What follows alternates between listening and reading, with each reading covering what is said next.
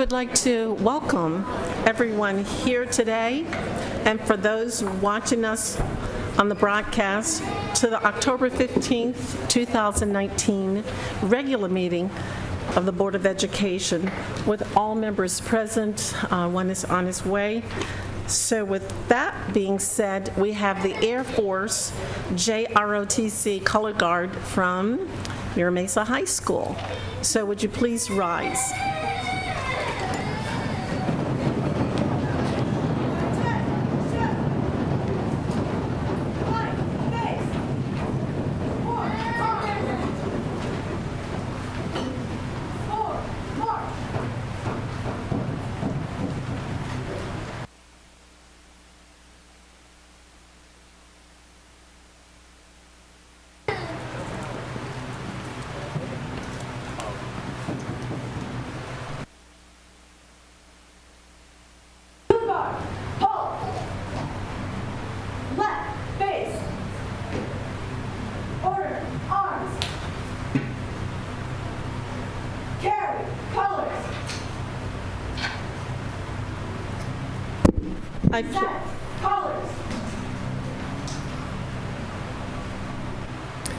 I pledge allegiance to the flag of the United States of America and to the republic for which it stands, one nation, under God, indivisible, with liberty and justice for all.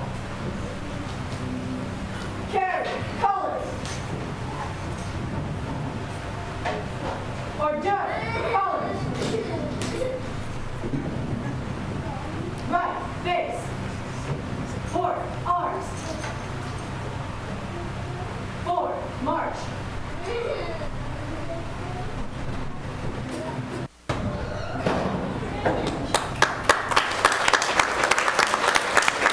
Please be seated. Thank you.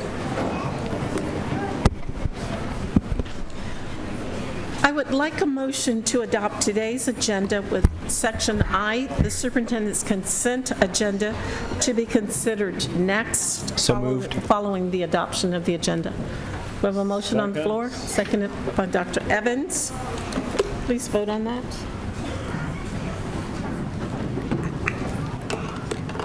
That passes 4-0. Thank you. Please turn your attention to the screens as Scripps Ranch High School graduate and former ASB President Jerry Yang provides important information related to today's meeting.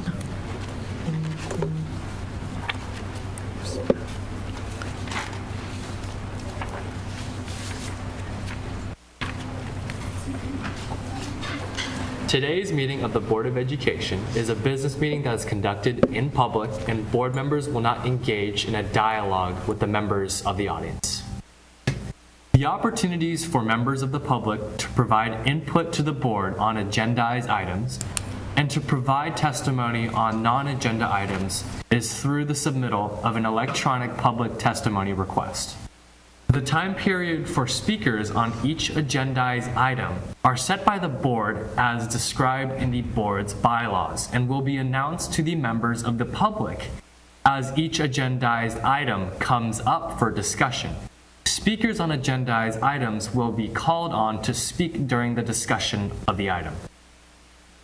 If you wish to address the board on any of today's agendized items or on a subject that is not on today's agenda, and your name is not on the speaker list, printed on the blue paper located at both entrances to the auditorium, and you have not already submitted a public testimony request, please complete the electronic form.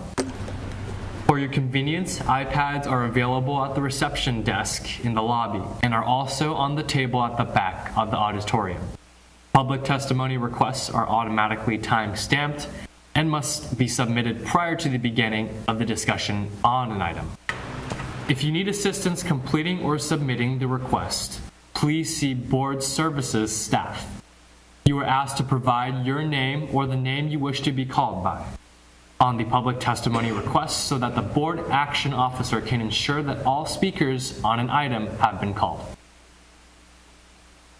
Public testimony on non-agenda matters will be heard at the conclusion of all agendized business. And a Spanish interpreter is available and is seated at the media table if you need any assistance. Thank you for your interest in participating in our board meeting. Thank you, Jerry. Thanks to all of you for listening. Before we get a motion on the consent agenda, are there any items from the consent calendar that folks would like to have pull off from the board members? Okay, none. This is an item that the board will vote on as a group. I see we have speakers on item I-6, I-7, I-12, and I-15, and I'm not sure if there are any other items. No speakers on I-6, 7, 12, and 15 only. Okay. I'll move the superintendent's consent agenda with the exception of I-4, 9, and 10, which were withdrawn by staff, and items I-6, 7, 12, and 15 to be taken up later. Thank you. We have the motion on the floor, and it's been seconded. All in favor? Please vote. And that passes 5-0 also. Thank you very much. Today, we have a presentation from a group of students, and this is Green Elementary School. It's in the Henry cluster, and we will allow Mr. Beiser to introduce his area superintendent. Thank you, President Whitehurst Payne. Joining us this evening are students from Green Elementary School, which is in the Patrick Henry High School cluster in San Carlos and Del Cerro area. I'd like to introduce Area Superintendent Monica Hazel to introduce the school. Thank you.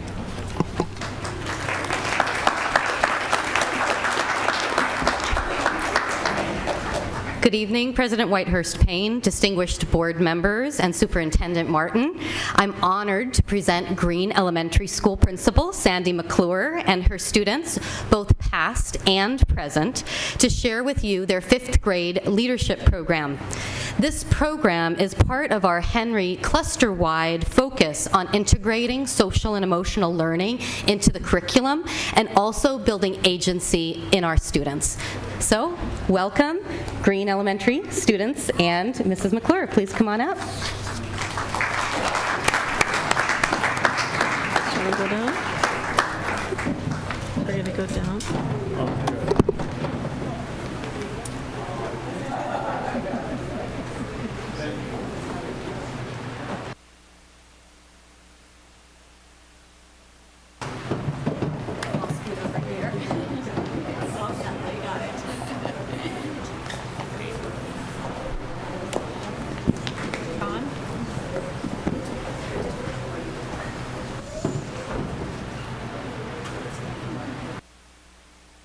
Hello, my name is Ruby Garbowski. I am a graduate of Green Elementary.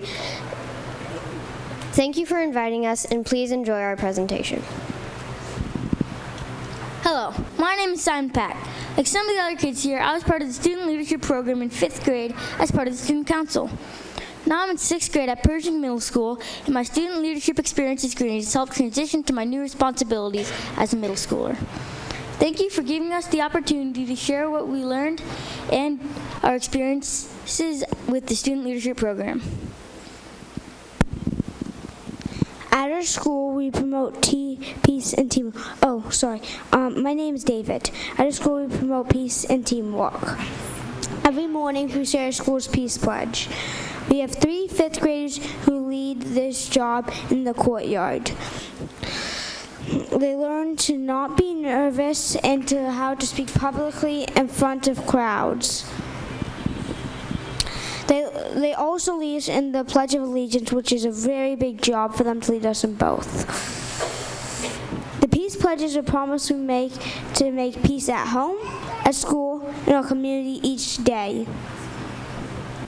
We believe our leadership roles not only help us learn leadership and help us lead our school and support our students, but leadership also connects us to our school. There was a question added to the California's Healthy Kids Survey that asked how connected kids were to Green Elementary. In In 2018, before the jobs, it was 50%.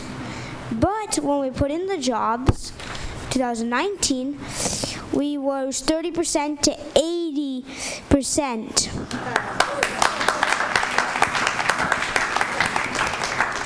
Hello, I'm Josh Brookins, and I am a past student from Green Elementary. We've been doing the valet for a long time. It is where the adults drop off our kids in front of our school, and then we are the first friendly faces they see in the day. Later, we started student council, which is, you'll hear about it later. And after we added student council, the question about feeling connected to your school that David talked about, as you heard, it rose 30%, and that's why we decided to add more jobs.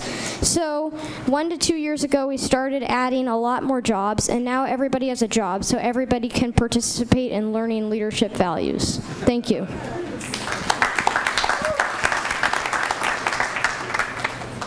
Hi, I am Avery McEntee. At the end of 4th grade, all the 4th grade teachers gave us an application. Soon we learned this paper we would fill out to get 5th grade jobs next year. On the application, we had to say why we would be good for a certain job. Whatever you wanted, you had to state your case. Everyone got a 5th grade job. You would most likely get one of your top 3 on the list, but all the jobs were fun and engaging for us. Our teachers had to look over our papers and see what fit. 5th grade jobs were a very good experience for us. Thank you.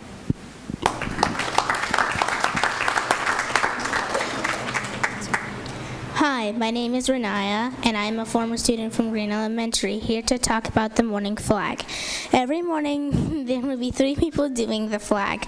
One person goes to get the flags from the office. Then they put both of the flags up on the pole, and then after that, when the student says, face the flag, raise the flag, they all use teamwork together to raise the flag, and this job has taught responsibility and teamwork. Responsibility because students are learning how to treat the flag with respect, and teamwork because the flag is attached properly into its place. Thank you. Hi, my name is Camilla, and I'm a former Green Elementary student, and I'm here to talk about my experience as a leader of the morning announcements. So one day, Ms. McClure was not there to share the morning announcements, and neither was her substitute. And so we decided that I would take over and I would say the morning announcements. That experience has taught me how to be a leader and how to take action when action is needed. Thank you.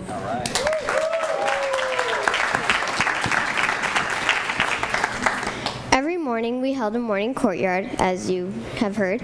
Principal McClure would update us and our families on any upcoming school events and recognize students for good behavior and running club.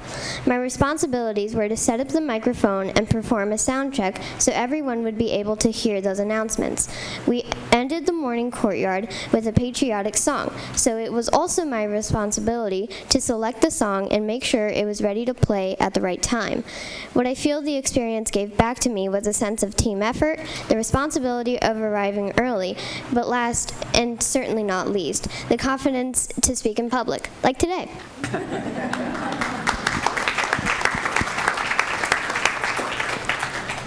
Hi, Avery again. I'm here today to tell you about Student Council. So what is Student Council? Well, Student Council is a group of 5th graders that thinks of fun activities for the school. We also do philanthropic activities. Philanthropic means something to help the community. I learned this word in Student Council, also many other life skills. Some of these life skills are teamwork, compromising, and brainstorming. All of these these life skills I have learned in student council will help me along the way to become a successful person in life. Thank you. Hello, it's David again. I'm going to tell you about Peace Patrol. Peace Patrol is a job that we do, and we patrol the playground as it suggests and make peace, as the name also suggests. We acknowledge and praise and encourage outstanding behavior. We try and have as much outstanding behavior at school as possible. We're the extra eyes on the playground, and we learn how to do things, where to do things, and we learn the responsibility of things doing this job. We also do some work so the adults don't have to do everything. This way we can make their life easier too. Not just ours in the future. We also learn to be fair and have no favorites. We can't grant our friends immunity to trouble.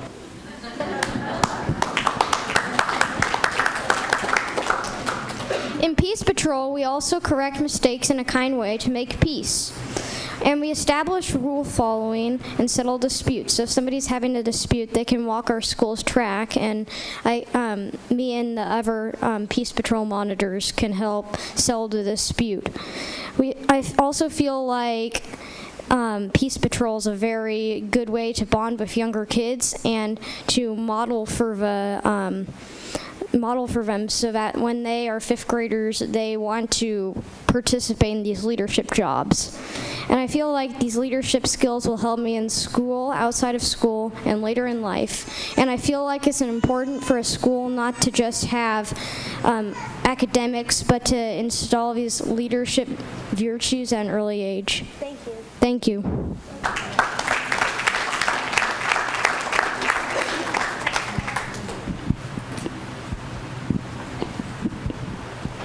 Hi, my name is Bryce Salt, and I've been at Green Elementary since kindergarten.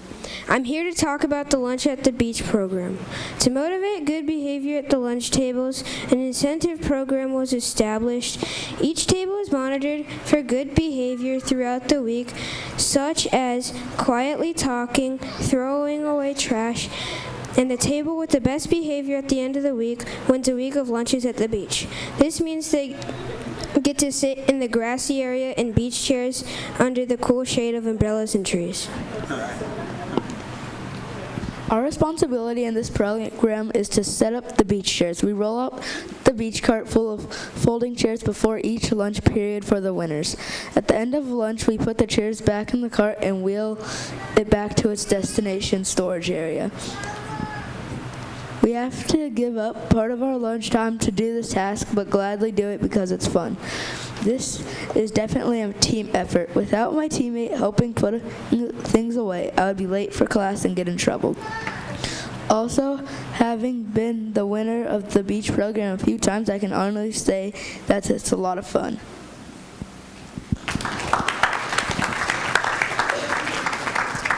Hi, and I'm also here to talk about Pep Squad. Pep Squad is when we get a group of people to volunteer to help teach all the younger kids at Green how to do the Friday dances. Since a teacher left to teach us, we decided to have this Pep Squad to make people excited about events and how to teach people how to dance. As Hello, it's still Renai again. As Camilla said, we gather in a group and teach all of the new geckos with the hopes that they will one day teach the new geckos of years to come. And Pep Squad, as a member of Pep Squad, you are a true leader who encourages others to bring out the gecko spirit in everyone. Furthermore, Pep Squad also helps to build confidence and teaches us how to be comfortable speaking in front of people. But most importantly, it has taught us all how to have fun.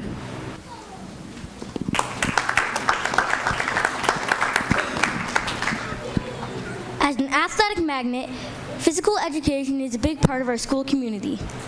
The PE assistant's job is to help set up and take down playground equipment before school and after recess. Like all student leadership roles, it teaches personal responsibility and teamwork. Student leadership has taught me so much.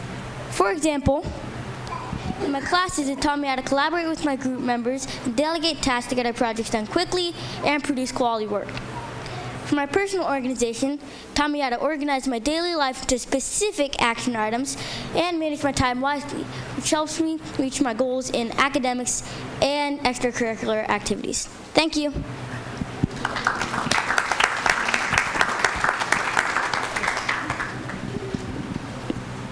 Thank you for your time. Are there any questions? I'd actually like to ask you before you leave, or when you're done, to please sit at the board, since this is about leadership, right? If you would please take a place on one of the board members or student representative, and we'll get a picture of all of you as the future school board of San Diego.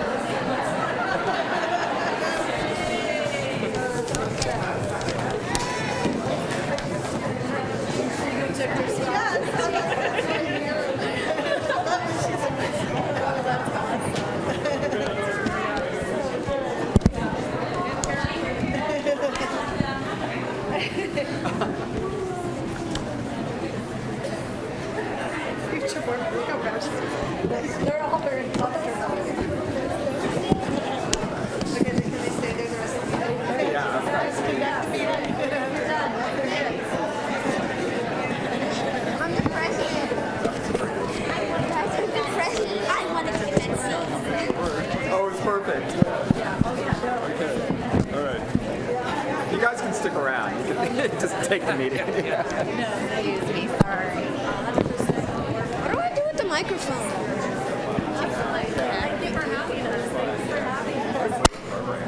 They're doing great. But truly, like you said, easier for the adults. I bet. I got them on my payroll. Yeah. Thank you so much. No, God, thanks. Take care.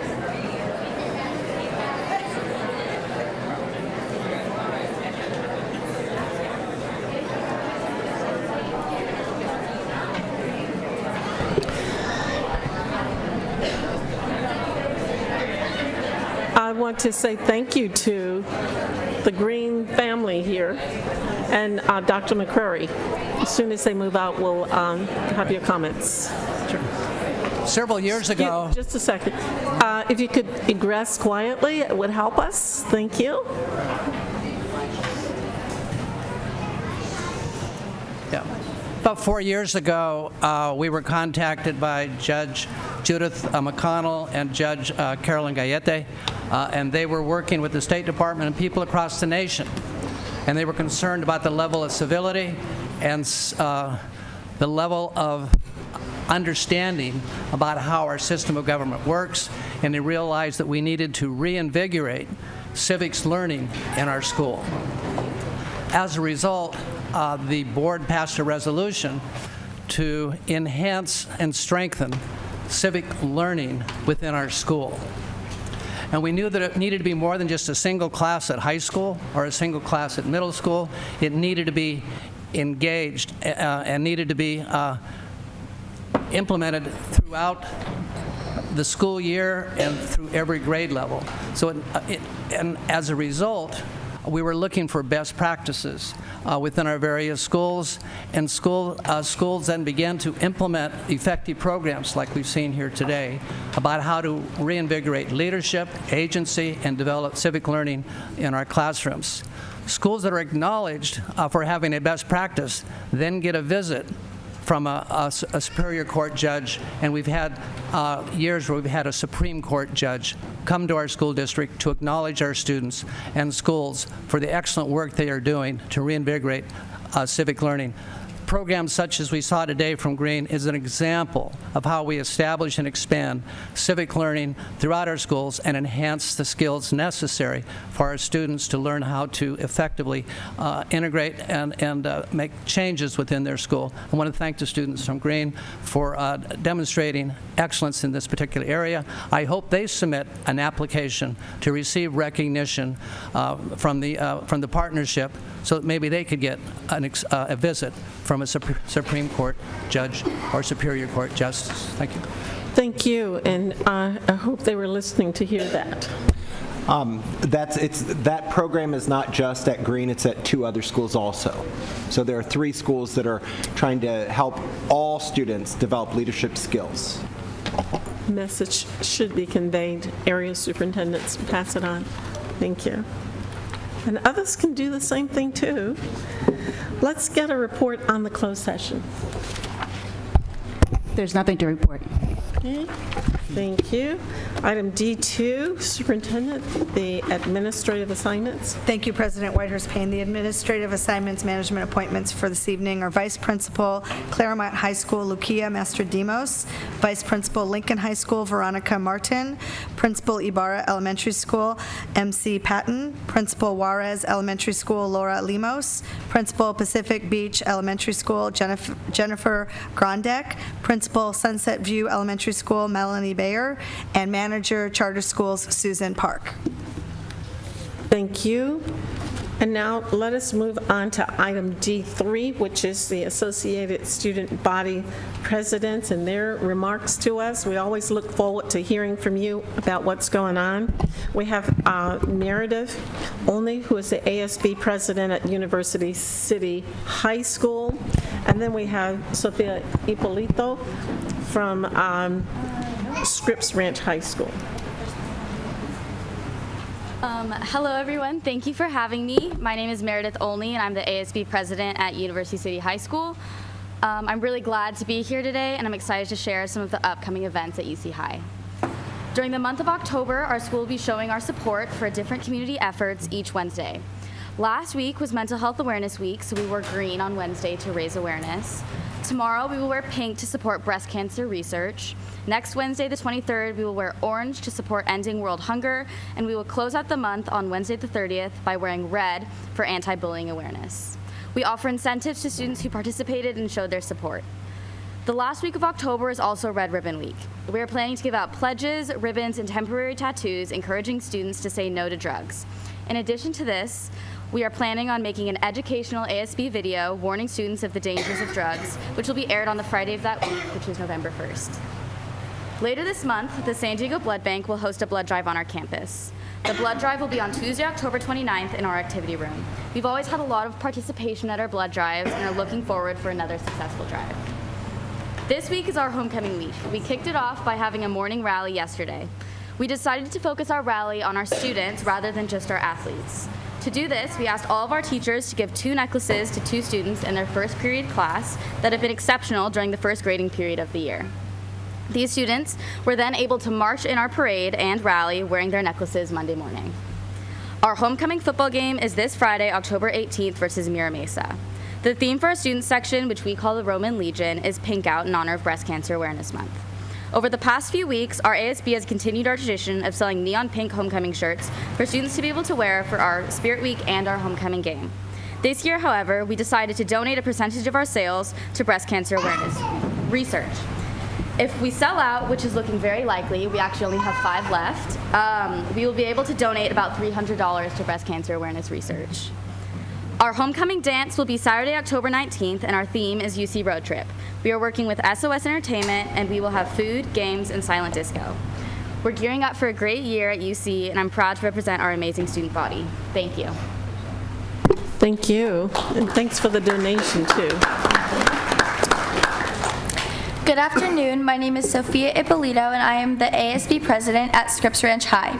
As school is starting back in session, students, teachers, and admin are revving up for another impactful school year. The following is a brief report of the latest developments at Scripps Ranch High. October is our month of wellness and safety at Scripps Ranch High. To promote this, we had the school police come on campus to help us kick off our Student Speaking Out campaign. We have had Yesterday we had UCSD med interns come and give presentations on effects of tobacco and alcohol use. And we have our Falcon Pride Day coming up, in which we will have a guest speaker in our No Place for Hate activity going on in each of our classrooms. About a year ago, students from all different backgrounds met and came up with the acronym Falcon Pride. P for positivity, R for respect, I for integrity, D for diversity, and E for excellence. This acronym makes for a more passionate campus culture. Various organizations on our campus are working together to promote and instill this throughout our campus daily. Last year, our associated student body started a group called Falcon Union on our campus, which is similar to the Student Senate already in place in most schools, but is reserved exclusively for the club presidents, band and drama leaders, sports captains, and all different types of leaders on our campus to work as an avenue of communication through all of our leaders on campus. Lastly, our ASB has planned several exceptional upcoming student activities, such as our Scripps Ranch Blood Drive, Club Day, Club Rush, and football tailgates. That is all. Thank you for your time. And thank you for your report. Thank you. Great job. Let us move on to the superintendent's report. Thank you, President Whitehurst-Payne, and to our two students for your reports. I wanted to let everybody know that the school choice application window opened on October 7th with plenty of positive media coverage starring our very own Marceline Marquez. Over there, who has assembled a fully responsive customer service team to be able to work with our community when our choice application window opens. So far, we've already received 3,000 applications, which is due in part to the fact that we've made it easier to apply online. That was feedback that we received from folks over the years, and that is now possible. The application is accessible this year by smartphone or personal computer, and also new this year, we added some new priority categories for families that's been based on our board action. I'd like to highlight the two that some families may not have learned about yet. For example, preschool students get priority consideration to continue studying at the elementary school where they've been attending pre-K. That's based on recent board action as a priority consideration criteria. Also, students who are returning to the district from a charter school or a private school also receive priority consideration in their choice application. Finally, since our last meeting, the Enrollment Options Guide arrived in homes across the city. So if your family did not receive one, please let us know, and please check it out. It's filled with great information about schools across the district. The Neighborhood Schools Enrollment Options Department is located right here at the Education Center in Annex 12. It's on the west side of the complex, facing Campus Avenue, and it's just adjacent to Burney Elementary School. If you want to call, if that's more convenient, you can call the Enrollment Options Office at 619-260-2410. They're open to the public Monday through Friday, 9 a.m. to 4 p.m., or you can also visit online anytime at Neighborhood Schools and Enrollment Options at the San Diego Unified.org website. Thank you for all the work of this office and being able to provide the information to the public. Thank you, Marceline, and your whole team. Thank you. Now we'll move on to board reports, and we'll start over here with Dr. McCrory. Well, the video I'd like to share tonight is the groundbreaking that we did at Crawford High School, as well as the groundbreaking at Longfellow Elementary School, which is in the Claremont cluster, which is a K-8 Spanish language magnet.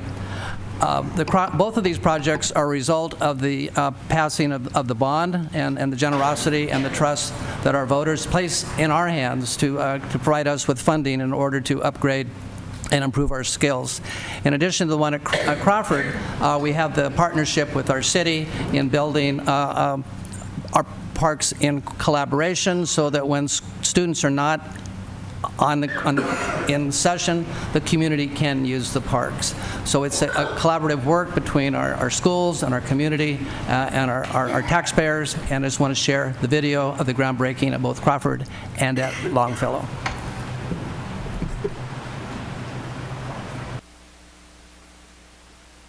Maybe.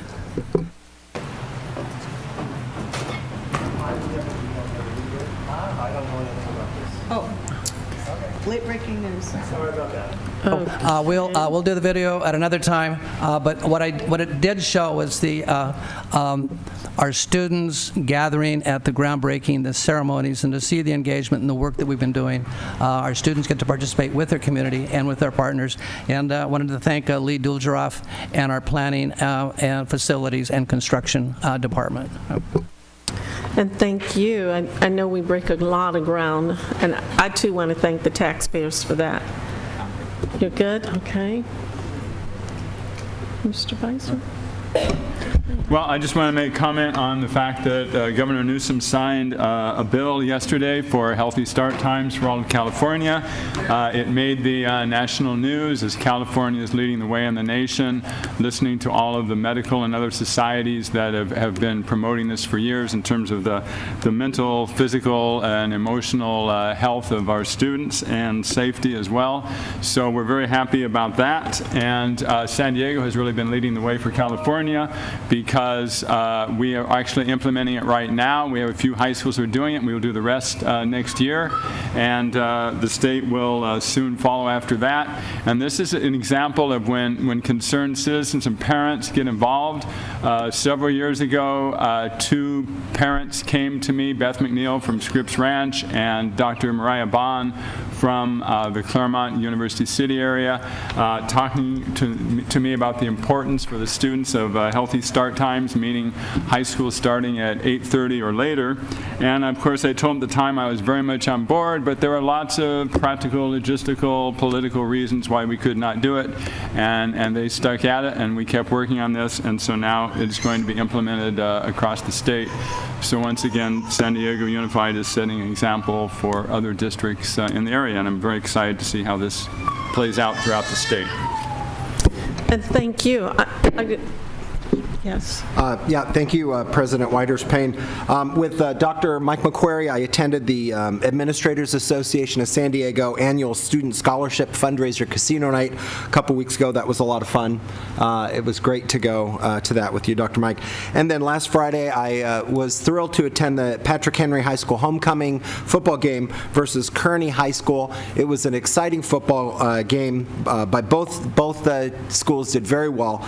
And in the football game, Patrick Henry scored 70 points. And yeah, they have a new coach this year.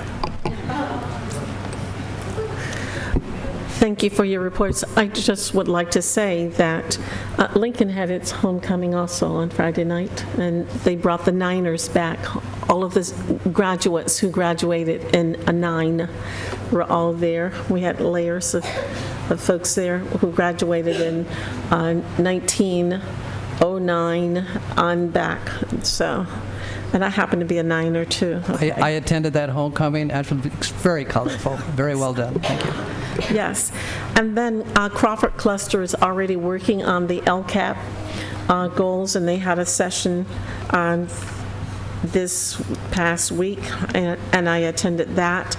We also attended the California Association of Black School Educators Conference, and as president, I've gotten to attend a lot of groundbreaking, and I want to say thank you to the taxpayers and the voters for having trust in us to improve our schools and to just upgrade them. So we're doing a lot of groundbreaking, and our schools are looking better all the time, hopefully. I just want to make one comment on Dr. Evans' note about school start time. We like to pilot things first, so we have 2 schools, I believe, that are piloting it, and this gives us an opportunity to find out where there are bugs and things that we need to improve on. I think one issue came up about a crosswalk or something in the darkness in the morning, etc. But those are things that we need the city to work with us to ensure that we are prepared when this rolls out for all of the schools. So if we could do some proactive work, that would be helpful, and we'd be most grateful. Thank you. Let us move on now to item E1, which is a public hearing and resolution in the matter of certification of sufficient standards, aligned textbooks and/or instructional materials. I'll move item E1. Thank you. And a second on that? Okay, thank you for that. There's no staff presentation, but I believe we have some speakers. Yes, you have 2 speakers on E1, Francine Maxwell and Mary Lou Finley. Thank you. Please come forward. 3 minutes each. Francine Maxwell, District E constituent. According to the memorandum you posted, the district passed the Williams Act for all subject areas. However, at the last board meeting, you recall I brought up the fact that the state-approved EL curriculum is not currently at every site. So if you're saying that it is at every site, then it took 5 years for you to get, and the chief of staff to get state-approved EL curriculum at every site. The memorandum also states that you can use a variety of funds to get proper curriculum. You could have used the $200,000 that you recently spent on 2 of the cabinet members and numerous staff for the district that did not use their vacation to help pay for curriculum so that all campuses have the same EL curriculum. So when we continue to push students first, we need to make sure that the public knows that you spent $200,000 on people that didn't take vacation, where the children that are in need could have been serviced. There was a mistake with the computer for D2, and I wanted to welcome Veronica to Lincoln and make sure that she makes sure that the 2 teachers that don't sign in the office every morning, that they do. And I want the public and the diocese to know that at Lincoln, there's 4 teachers that were excess due to declining enrollment. We're in the 8th week of school, and you have a teacher teaching 1 section of ASB and getting paid full salary. An African-American male that is bilingual was excessed. He's a math teacher.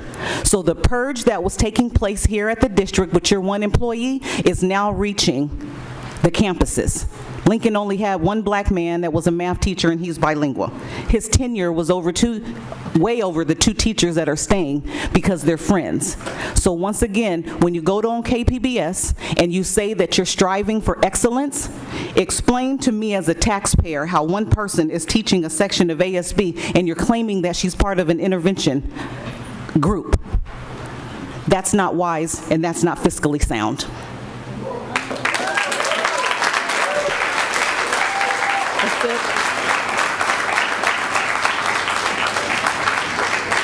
Thank you. The item E1 is now closed to speakers because we have no others. Board members, would you like to comment? Nothing. This is an annual presentation that we have to do, and as comments come up, we address them related to that. Please vote.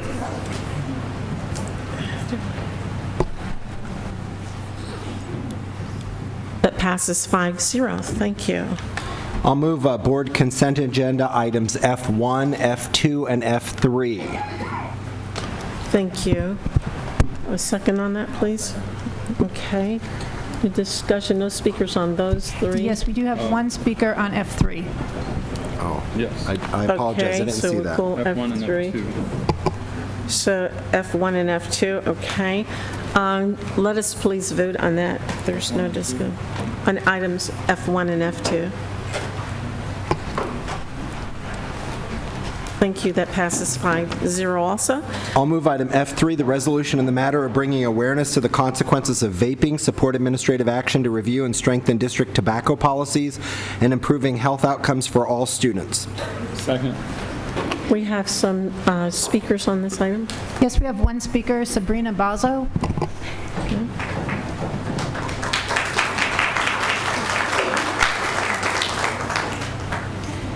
Hi, good evening. My name is Sabrina Bazo. I'm a volunteer at Mira Mesa. I was past president of Mira Mesa High School Foundation, and I'm currently community liaison there. I'm speaking in support of the resolution on vaping, and just wanted to applaud you for having this in the first place.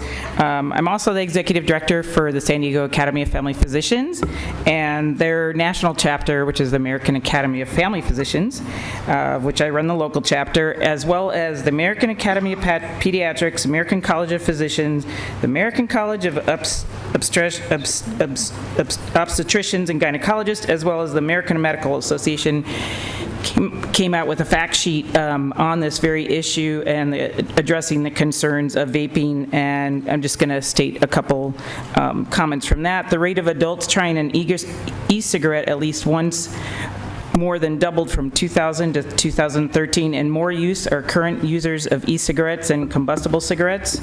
And also, the electronic nicotine delivery system, also known as the ENDS, is not harmless water vapor. It has been shown to contain chemicals that cause cancer, can cause harm to unborn babies, and is a source of indoor air pollution. So again, just speaking on in support of the resolution. Thank you. Thank you. That closes that part of the discussion. Any comments? Let us vote then. Thank you. That passes 5-0. Item F4. Motion on that, please. I will move item F4. Second. Okay, we have a speaker on that item also. Yes, actually, we have 11 speakers on F4. Okay, then we'll give 1 minute per speaker. All right, if you could please come down and line up towards the podium. Mary Lou Finley, Juan Caro, Nika Chinareth, Roberto Hernandez, Omar Sanchez, Trisha Gallagher Gertzen, Zulima Torres, Arendira Ramirez, Yanda Penlova, Annalex Klein, Renee Zambrano. Thank you. You each have 1 minute, and you may come forward. This is the resolution in the matter of recognizing the Indigenous Peoples Day. Just come forward. Excuse me, if your name was called, just come forward.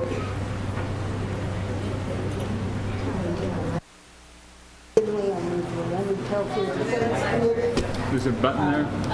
To your left, Mary Lou. You can use this one, but we have to turn it on.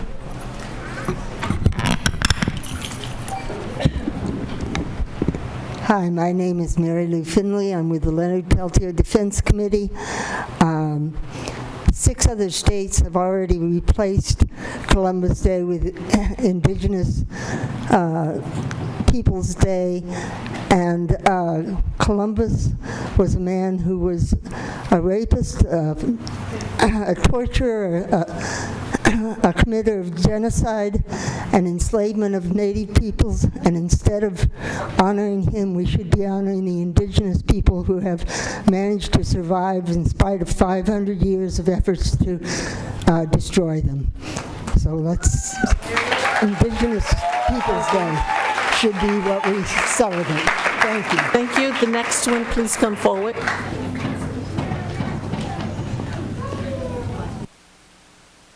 Hi, good evening. My name is Trisha Gallagher Gertzen, and I am co-chair of San Diego Unified's Ethnic Studies Advisory Committee. I'm also a parent of 3 children in our district, 1 in elementary, 1 in middle school, and 1 in high school. I would like to thank the board for considering this resolution. There's no question that Columbus perpetuated monstrous violence, terror, and murder that started the largest genocide we have ever documented. All you have to do is read his journals and those of Bartolomé de las Casas. It's all there. This is one small step towards taking responsibility for past injustices and current injustices. However, a reminder must be made that we have to make real change and not just rename a holiday without truly changing the systems and structures that perpetuate the injustice of the equity gap for Indigenous students and communities. SDUSD must stand in solidarity with Indigenous peoples here and worldwide to teach about past and continuing injustice and systemic violence perpetrated against Indigenous people. I urge me.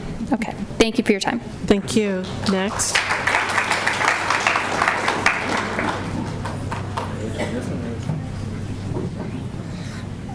Hello everyone, my name is Omar. I'm alumni from San Diego Unified School District. I attended Language Academy and East Village High School, what's now called.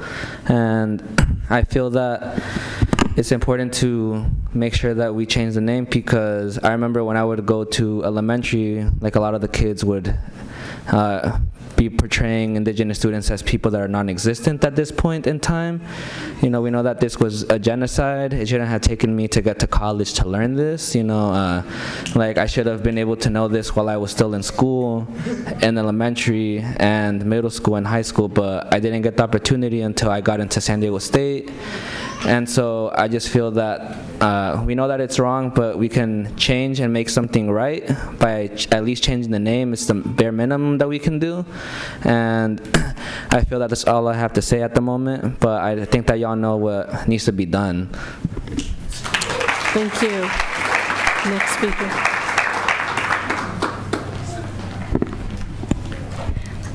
Hi, my name is Nika, and I'm the Solidarity Officer of Anak Bayan San Diego.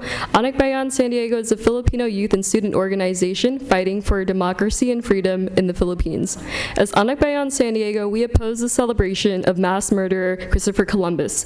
We join Union del Barrio, Association of Raza Educators, and other community organizations in the call to end the celebration of Columbus Day in public schools and lift up the stories of Indigenous people and other people of color. We demand that Indigenous Peoples Day be observed and ethnic studies be taught K through 12 in San Diego Unified. More than 46% of San Diego's unified student population is Latinx. Over 77% of your student population are students of color. Columbus Day is an affront to them and all peace-loving students, parents, and community members. Christopher Columbus was the first European slave trader in the Americas, separating around 5,000 Indigenous people from their families to be enslaved overseas. Columbus Day is an affront to Native American students on this land. Plantations were set up where Native Americans were worked to death. Thank you.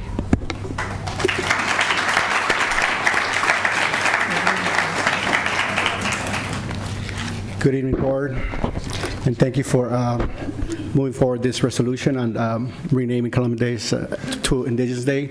I just want to call on the board this is our moral duty. It's our moral duty to ensure that we start changing the narrative in our communities and start recognizing that, as Governor Newsom just recently pointed out, we need to start healing from the historical trauma that has been imposed on the Native people of this land that have been here for over 30,000 years, or at least 30,000 years, not just 500 years or 2,000 years. As a teacher and educator in this district, and as a former student in the district, I was traumatized by this, by not having my own history taught in my education.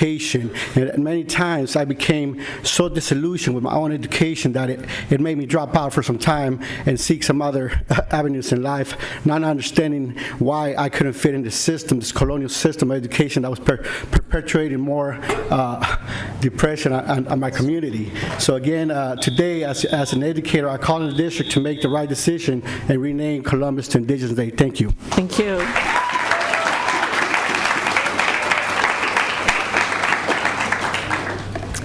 Good evening, board. My name is Erendira Ramirez, and I am a member of the Association of Raza Educators, a high school educator here in San Diego, and a soon-to-be parent of a child in San Diego Unified School District. First, I would like to acknowledge the fact that we are on Kume'ai land, stolen land, a land that has been inhabited long before Columbus arrived to incite genocide on our people. As Raza, we too are the descendants of the first peoples and make up the largest majority of students, families, and communities in your district. Tonight, we are here to ask you to eradicate Columbus Day and join the hundreds of others that already recognize the second Monday of October as Indigenous Peoples Day, and to acknowledge the many contributions made to our community through Indigenous peoples' knowledge, labor, technology, and cultural contributions. However, we are not just calling for a day name change. While absolutely necessary, a name change does not address the systemic racism that has unfolded since that time 500 years ago, upon which our school systems have been built and sustained. We are calling for a conscious dismantling of a colonial school system that continues to oppress and traumatize our students, families, and communities. We reiterate our call for critical pedagogy, culturally relevant and sustaining curriculum, and a praxis that is transformative and ultimately liberatory. Thank you.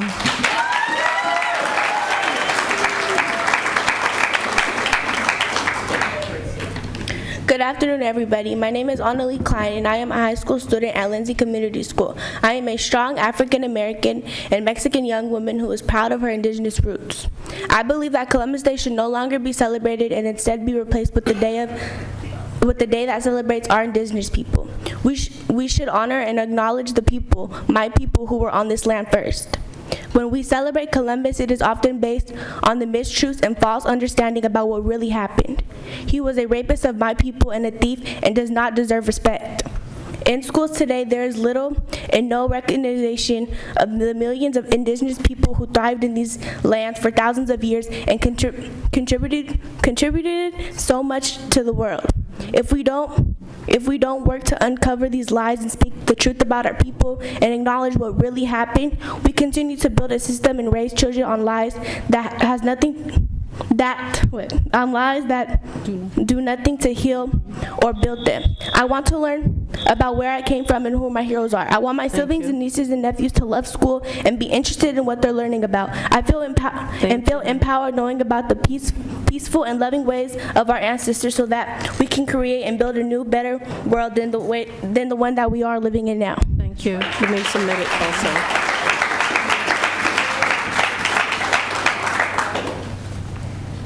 Hello, my name is Veronica Gonzalez. I'm an educator in San Diego, and I will be translating for Jessica Duran. Buenas tardes, mi nombre es Jessica Durán, soy estudiante de high school y madre de 2 hijos que próximamente estarán yendo a la escuela también. Mi pregunta para ustedes es, ¿por qué estamos celebrando el Día de Cristóbal Colón? Si fue una persona que no tuvo corazón, pero sí la maldad para asesinar a miles de personas y niños. Además de matar a pobres e indefensos indígenas, se adueñó de estas tierras ajenas. Ahora este sistema racista que gobierna nuestra sociedad solo nos cuenta un lado de la historia en las escuelas y aprendemos de este asesino como si fuera un héroe. En realidad deberíamos estar aprendiendo de nuestras raíces indígenas y conmemorando a todos los inocentes asesinados por Cristóbal Colón y a los descendientes de estos pueblos indígenas. Esto no solo requiere ni lo quiero por mí y mis hijos, sino también para que las generaciones futuras puedan aprender y saber la realidad de nuestra historia. Esto es una pieza clave para sanar las heridas que nuestra comunidad ha acumulado al paso de las varias generaciones. Ojalá y entiendan qué gran beneficio sería para los estudiantes de este distrito aprender una historia relevante y sentirse orgulloso de sus raíces. Gracias. This is a translation. Good afternoon. My name is Jessica Duran. I'm a high school student and mother of 2 children who will be attending school in the near future. My question to you is, why are we celebrating the day of a person who had no heart but had the evil to kill thousands of people? In addition to killing indigenous people, he took over their lands. Now, this racist system that governs our society only tells us one side of the story in schools, and we learn about this murderer as if he were a hero. Actually, we should be learning about our indigenous roots and commemorating all the innocent killed by Christopher Columbus and the descendants of these indigenous people. I not only want this for me and my children, but also for the future generations to learn and know the reality of our history. This is a key piece to heal the wounds that our community has accumulated over several generations. Hopefully, you understand that it would be great benefit for the students of this district to learn a relevant story and feel pride in the roots. Thank you. Gracias. Thank you.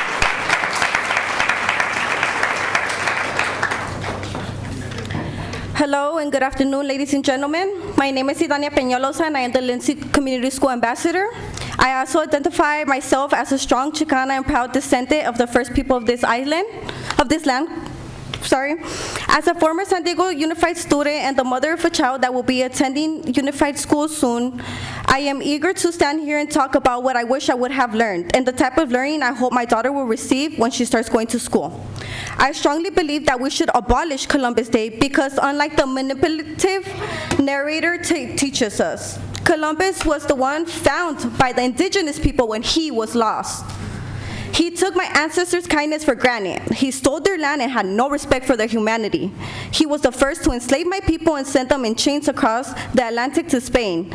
He returned to our lands to engage in a campaign of terror, murder, and torture, and theft that has shaped this country today and continues to unfairly affect me, my friends, and my community. It is unfair that in this day and age, we are still expected to celebrate a murderous assassin and a true undocumented immigrant, but we live in a capitalist society where the president and racist system separates and deports honest, hardworking families that have always lived here, thousands of years before the Europeans arrived. I want my child, our children, and generations to come to be taught how ancestors were kind and generous, not greedy, not selfish, not harmful, not racist. I want my daughter to know we have always been here and we will continue to resist until our stories are told in schools to all the students in all school districts. Thank you for your time. Thank you.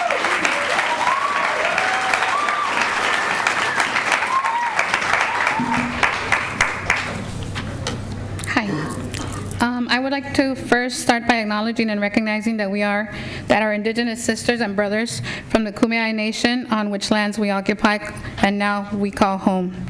I ask that their ancestors guide us through the resolution to rectify what has been wrong for 527 years. I'm a member of the ESAC committee, an ADA member, a parent, a student here in San Diego Unified, and also a teacher at New Dunn and Marcy at the Claremont High School. As an Indigenous woman myself, I get disgusted daily with a reminder as I drive to work. The reminder is of that backwards history on the campus of Claremont High School. Their mascot, the Chieftains, depicting an elder Native American man whom to our people, someone like him represents so much knowledge, tradition, culture, and history from the original inhabitants of this nation. I could not imagine being a student of Native American descent and seeing that every day.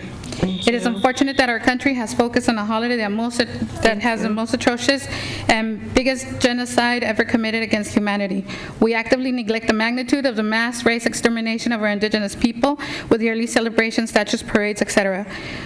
We will never know the amount. You can turn that into us also. We'll see. Okay. Thank you. So, support the resolution. Thank you.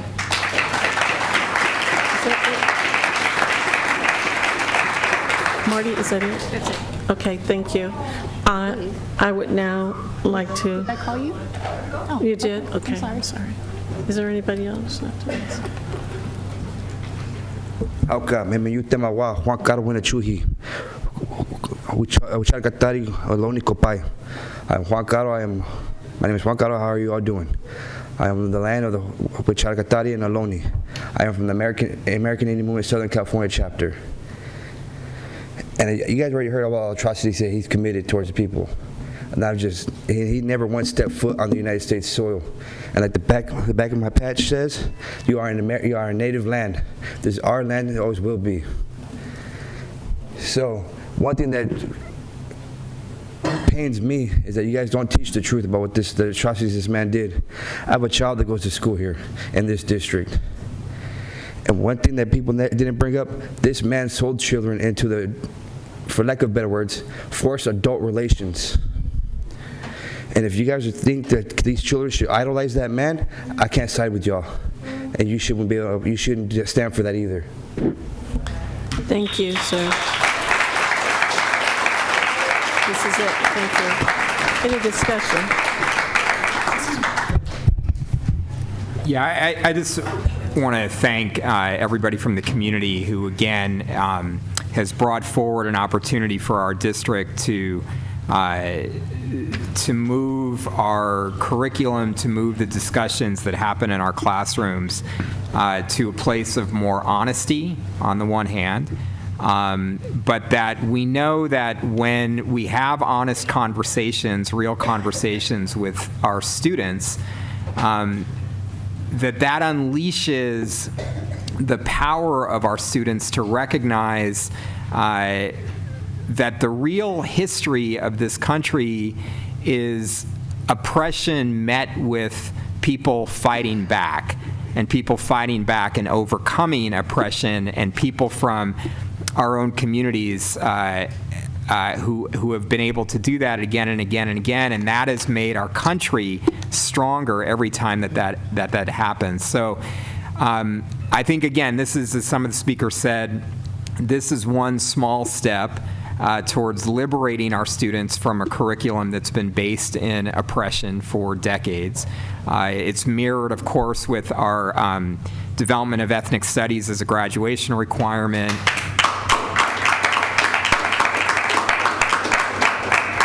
the effort to embed ethnic studies into our entire curriculum for students, at all grade levels. So, again, I think we all should recognize the opportunity that we have here of what our students can do and the society and the community that our students can create if we begin with honest conversations and then allow our students to take those conversations to places that are beyond, I think, what we can imagine as adults. So again, I hope we can pass this resolution, and I thank the community for bringing this forward to us.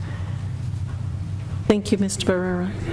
Dr. McCrary. So we've passed a number of resolutions in the past, and the structure of a resolution includes the whereases and the therefores. The whereases are the rationale, the facts that support the therefores. The therefore is the action. What is it that is going to happen as a result of the evidence that is presented in the whereases? What has been asked of us includes the rationale. What I see missing in the resolution is in the action. So looking at the whereas, it talks about utilizing this day as an opportunity to reflect upon the ongoing struggles of Indigenous people of this land, to celebrate the thriving cultures and values of Indigenous people of our region, to stand in solidarity with Indigenous people elsewhere. What I'd like to add is what was suggested as the last speaker and several other speakers, that we need to do more than just talk and to have a conversation. I would like to insert in the whereases an action item. I would like for the board to consider in the phrase that's to celebrate the thriving cultures and values of Indigenous people of our region, to include, to increase understanding and celebrate the thriving cultures, which would include an action by staff, by the district, to include the curriculum, the structure, and the story of Indigenous people and the value that they have provided to the community. So I'm suggesting that we add the phrase, to increase understanding and to celebrate the thriving. And who made that motion? I did. I just repeat again the language. It's in the phrase.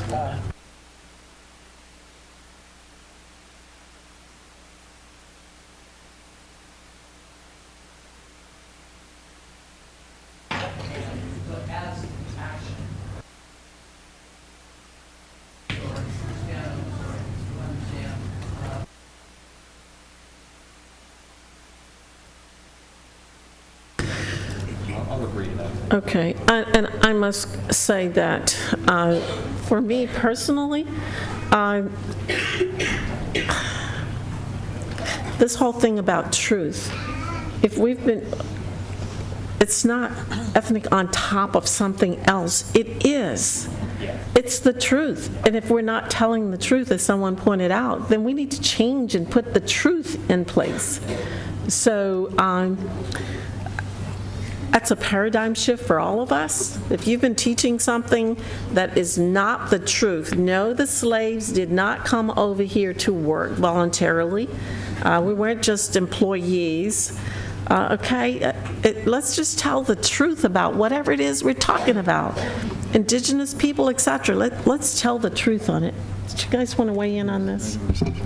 Yeah, I want to thank the speakers who came up to speak about this today. I was particularly paying attention to those who've actually gone through our district and their experience of learning or not learning about the truth of what was going on. I think the one comment about I went through elementary, middle, and high school, and then I went to college, and I found out this other information, and that's certainly true for many of us. And one of the things we've been talking about in our district is promoting critical thinking. And that is, critical thinking is really weighing out what are reliable sources of information and what is true and what is false. And particularly in this era of so much fake news and propaganda and everything else, and so much information available, much of it inaccurate, how do we teach our students to really sift through the information and really get to the truth of what the matter is. And obviously one of the steps we're taking is through the Ethnic Studies program, and as Mr. Barrera pointed out, the Ethnic Studies program is more than a course towards a graduation, but it's embedding it in all of our curriculum so that high school students, first graders, everybody at their level, at their particular age level is able to understand the reality of our society and our history, how we got here, and where we're going. So this is an extremely important conversation. I'm glad this resolution has been brought forward. I know there are comments sometimes about resolutions are just words, but the first step is to really admit what's going on, have a conversation about it, and the action we're taking is to embed ethnic studies in all of our courses, in all of our schools, for all of our students. Thank you.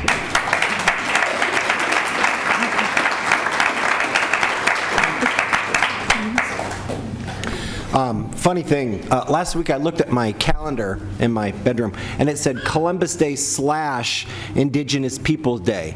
And I immediately thought, oh, Columbus Day, we're still doing that? So I'm really, really excited that we're doing this, although I don't think that this is the first time that we've had this discussion or passed a resolution to this effect. So I think that this is very, very important that we continue to articulate the values of our district and the leadership of our district so that we all can learn about all the different facets. And there's a lot of things that we've had discussions about on this board that we don't learn until we go to college. For me, it wasn't just the plight of Native Americans and indigenous people, but it was also labor unions. You know, I remember specifically in high school, labor unions was like a 3-paragraph section in the history book, and all my history teacher talked about was how Jimmy Hoffa was corrupt. But then when I went to college, I took a class on labor and learned that labor unions are actually the reason why we have child labor laws, minimum wages, and a lot of other wonderful things that make our country great. So, thank you. And thank you. One thing you said that troubles me, are we not correcting it on our calendar? I mean, why do we have to keep doing the resolution? It should be changed, shouldn't it? Yes. Okay, yeah. You said we've done resolutions in the past. Let's not keep doing it. Let's just make the change. Let's vote on it. Thank you. And that passes 5-0. Thank you all for coming out to share with us.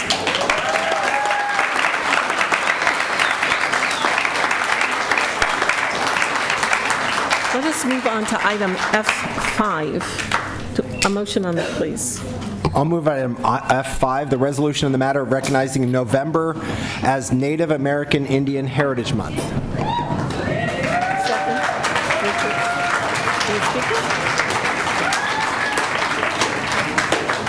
Thank you. As we move quietly, one speaker and Second. Rich. Oh, I'm sorry, Mr. Barrera seconded it.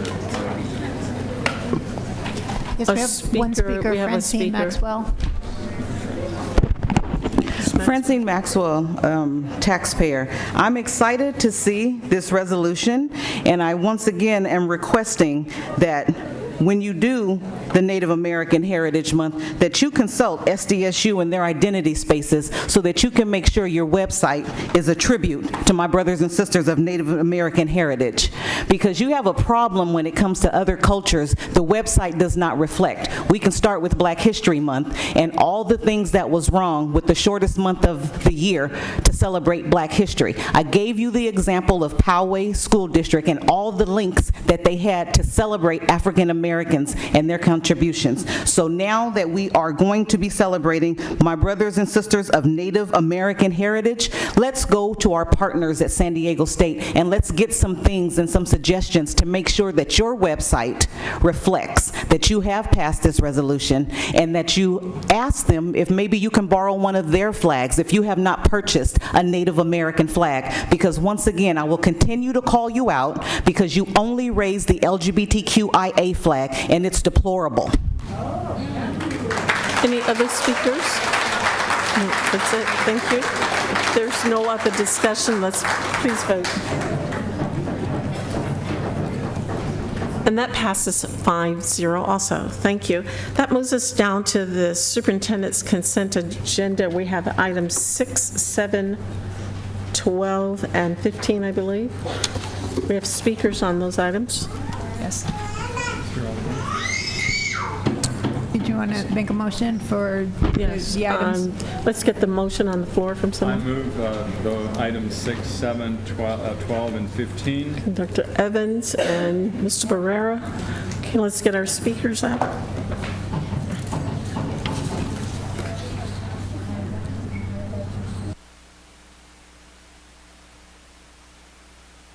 On 6, 12, and 15. Yes, we have speakers on I-6, Francine Maxwell, I-7, Francine Maxwell, I-12 and 15, Francine Maxwell, and I-15, Citizen. And Francine Maxwell.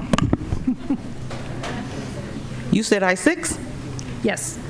I-6 is sharing of information from the Hoover Community Connection, a nonprofit organization in the Hoover community for the purpose of assisting them in graduating from high school, transitioning into college and careers. That's the job of the counselor. So why are you taking responsibilities from our already overtaxed and worked and paid high school counselor where our children are going to drop through the cracks because you're giving it to an outside organization? I didn't see in the packet that you're doing it north of 8. You continue to use south of 8 campuses as test people, and we're not test people. Hoover deserves better, and I asked parents, did they know? Did they know that your confidential information is going to be shared? And they didn't know. So let's do more than just a Survey Monkey or a Google Doc. Let's have the staff tell every parent that this board sitting on this diocese is supporting taking the responsibilities of things from their high school counselors that they have built-in family relationships, built-in trust with that counselor, give it to strangers. Oh, and by the way, north of 8 high schools, they're not sharing anything. Thank you. Any other? You said I-7? I-7 is no place for hate. You're paying a consultant $92,600 to consult to Sarah High School, a community to improve racial relations. What's going on north of 8? I know that you know about all our racial issues that are happening in our schools. This work used to be done by Race and Human Relations until your one employee abolished it. And she took the black man's money, over $65,000 that the president of the board said that she was going to help him get back, and she never did. Now Dr. Thompson is retiring, and so we've missed another opportunity and a jewel. Every school in this district needs to have racial relations. But you let this one employee of yours abolish Race and Human Relations. Now you want to use our taxpayer dollars for Sarah and San Diego High. That doesn't make any sense. Now you're paying a lot of money for one person to help 2 high schools. Somebody needs to have a conversation and make the public understand that. $92,600 for 2 high schools with all the other racial issues that are bubbling in this community that a lot of staff are sweeping up under the carpet. You guys really need to understand why she got an F, 16 out of 28. Thank you. I-12. Item I-12. No speakers? Okay. We have I-15. Francine. You had signed up for I-12 also. Your voice is so soft. I'm sorry. I apologize. No, I apologize. I-12 and 15. I have I-15 and I-12, so I can knock them out right now. Appreciate it. So, I-12, Francine Maxwell, I-12 is the Miramar College. You're paying a teacher from the community college $65,000 to teach 10 students. What a gig. The teachers union would love this kind of number. And only 10 students. My students, Lincoln, Morris, Crawford, they like biotech. If you read some of the literature, we have a shortage of African American doctors. So it would be nice. Last time I Googled the county numbers, there were over 231,000 of African American descent. So let's see if we can spread some of this 65,000 to teach 10 students into District E and north of 8. That's all I got on 112. 115, $300, $5, 900, I'm sorry, let me start over. 305, 938 was spent in reimbursements for special ed in the errors from February to July 2019, only 5 months. 305,938. That's how much you spent. The Executive Director of Special Education is being paid heavily to ensure these errors are not occurring. Where is the training for staff that does not continue to happen? Children in San Diego Unified didn't get a lot of proper services during this time because you approved the budget of your one employee's approval with her chief of staff. The budget cuts by moving special education paraprofessionals into the HR department where the positions were terminated. So students could not get their proper services when the paraprofessionals are working on operational issues.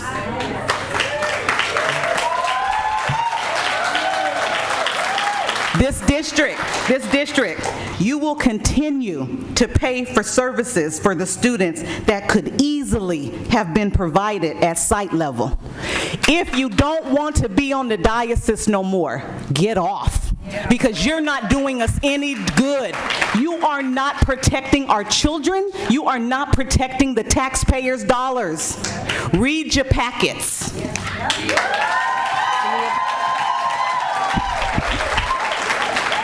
So, regarding the due process settlement agreements for special education, these legal agreements mean that students did not receive those educational supports. So it means that the superintendent failed those children that needed those special education support services and never received them. And it meant that those parents have to fight for their due process for their children to receive an equitable education. And at the same time, these children are being required to pay for field trips, required to pay for school supplies. So they're paying out of their parents' pocket over here for the things that the school district should be providing. And on this end, Cindy Martin has failed to make sure that the children are receiving their special education services. So yes, pay out these settlements. People need to understand that these due process settlement agreements mean that children did not receive services, and they'll never get it back. It set them behind, and that's on the superintendent. Thank you. Any other speakers? That's it? Okay, we need to go ahead and vote on these items. I've got a few comments. And I also do after Dr. Evans. We're talking tonight about critical thinking, so I'm looking carefully at the items that were just mentioned. First of all, the ratification agreement with Hoover Community for college connections, community connections, college information. What I understand from this is that it's to provide information to students whose parents may not have attended college, information on being able to attend college. And in terms of the privacy issue, what I'm reading here is that it's available to all students, but every student has the opportunity to opt out. So I just wanted to make clear that no one's information is given out if they do not want to have it given out. On item 7, on the agreement with the Anti-Defamation League, No Place for Hate, I don't see a particular designation of certain schools. According to the statement, it says this No Place for Hate, which we've been working on for a while, is available to all district schools. So is that correct? The item is for up to $92,000, and it's to continue our 7-year rollout of this partnership with ADL, and the schools mentioned in the item are just simply part of year 3. Okay, so it's a gradual program where we're Yes. doing it Over 7 across the district. Okay, and then on item 12, the agreement with the Community College District, Miramar, for the Biotech Center. I take it that this is a new program that has a limited number of students. Could you explain that? I'm sorry, which one was that? And this is item I-12, the agreement with Miramar College for the Biotech Center. That is starting with a small number of students compared to the other community college courses that we offer as part of the Strong Workforce Program grant. So this is actually not paid for out of just unrestricted district funds, but it looks to me, if I'm reading it correctly, like it's a workforce program grant for healthcare and life sciences for a particular pilot-type program. Yes, that's exactly what that is. Okay, so it's not taking away money from other programs. And finally, I just want to look at this because we need to look carefully at the facts. On item 15, there are about 20 different cases in special education where there were due process settlement agreements. How many special education students do we have in San Diego Unified? About 15,000. Can someone give me a number on that? Yes, Sarah. About 15,000. Okay, 15,000. Okay, so I think we just need, it's important to look at this in proportion. It's not okay that there were 20 students who needed to have a due process settlement agreement. But I think that needs to be clarified that it's 20 students out of 15,000. Okay. I just want to make those comments because it wasn't brought up publicly. Mr. Vice? Yeah, I would like to speak to item 7, the agreement with the Anti-Defamation League for the No Place for Hate program and a World of Difference programs available to all district schools.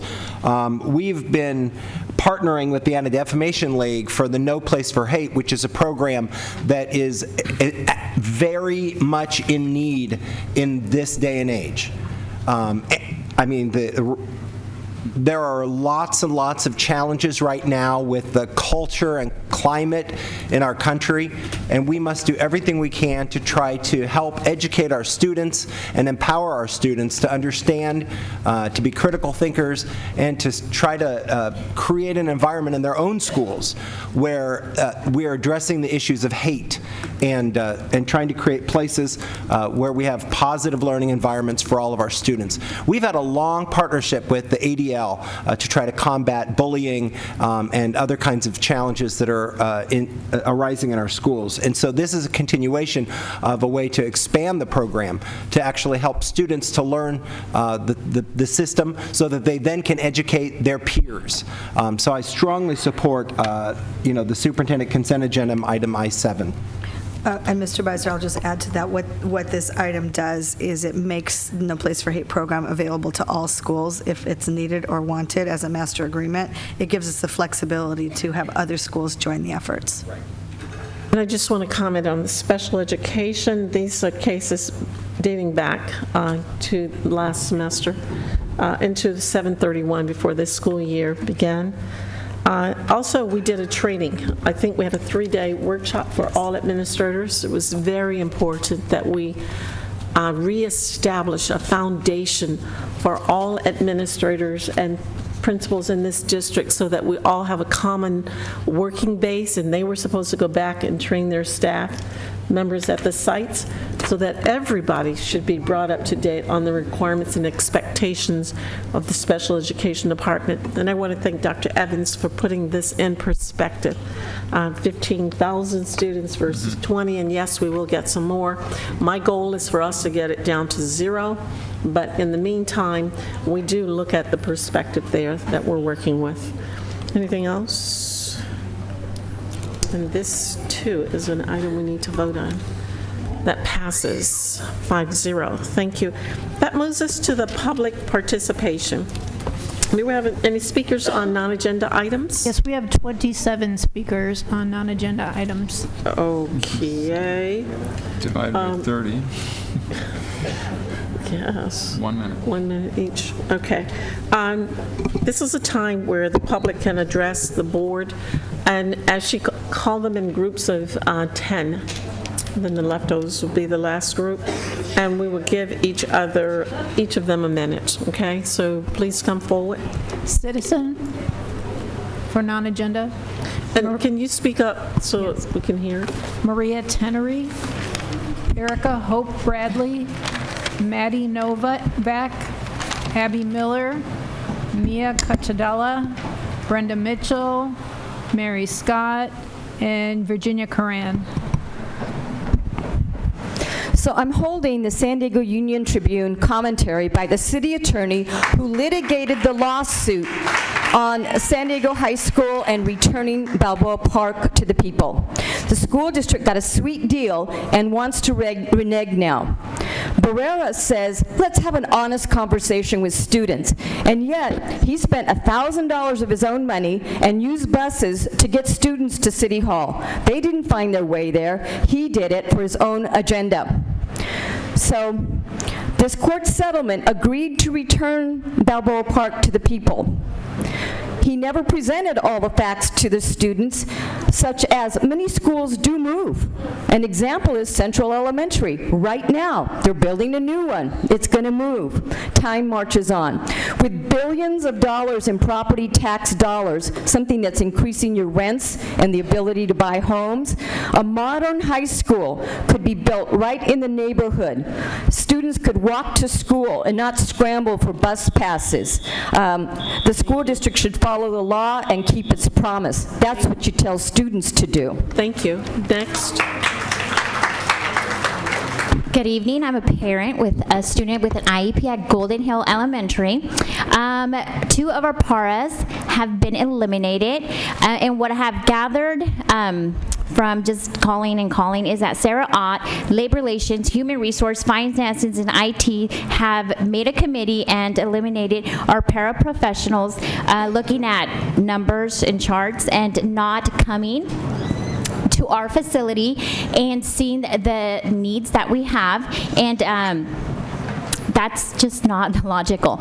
Like, if you're gonna make cuts, bring in the specialist to evaluate the school. We have a lot of injuries, a lot of neglect happening, and we'll get into that later. So what we're asking is that all paraprofessionals please be sent back to their schools. Then you can send your program manager to assess every single school individually before you make cuts, because the only people that are suffering for this decision are our children. Thank you. Thank you. Thank you. Next speaker. Hello, my name is Tony Burgess, and I am here to talk about when you were cutting one of our teachers, Miss Custer, to put into kindergarten, and she has been there for 15 years teaching 5th grade for language arts, and you decide to put her back into kindergarten to something that she has never taught, and she is not supposed to be there because she is more sophisticated for the kindergartners and we need Miss Custer because we just got there for it's just the 8th week of school, and we're just starting to bond with her, and you just took her away from us. So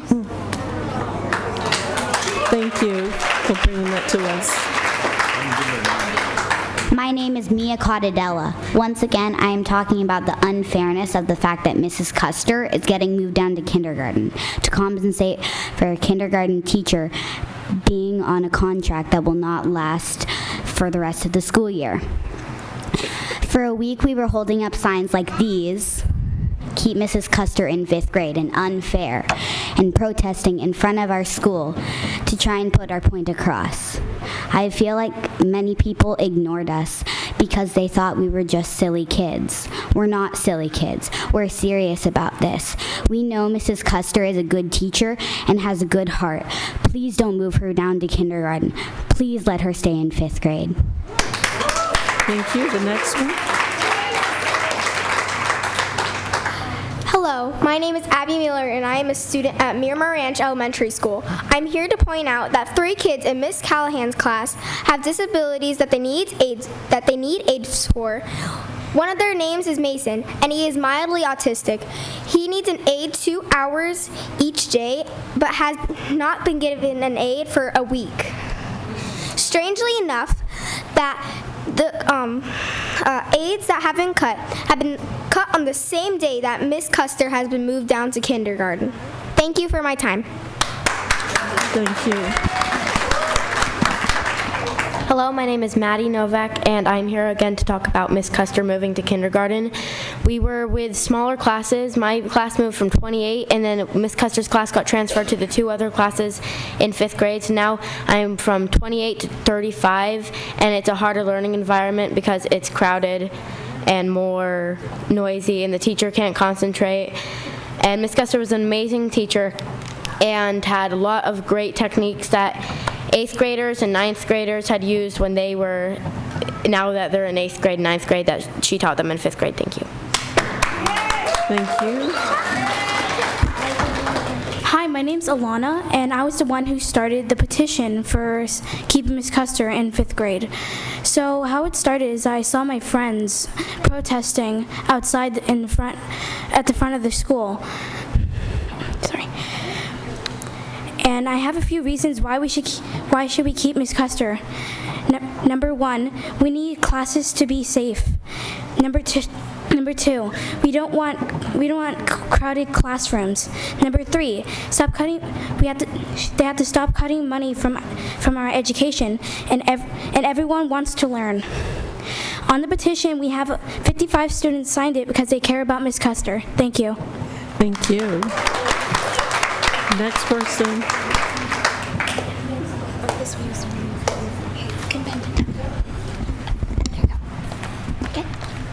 Hello, my name is Bodie, and I'm here to talk about how Miss Custer is teaching kindergarten.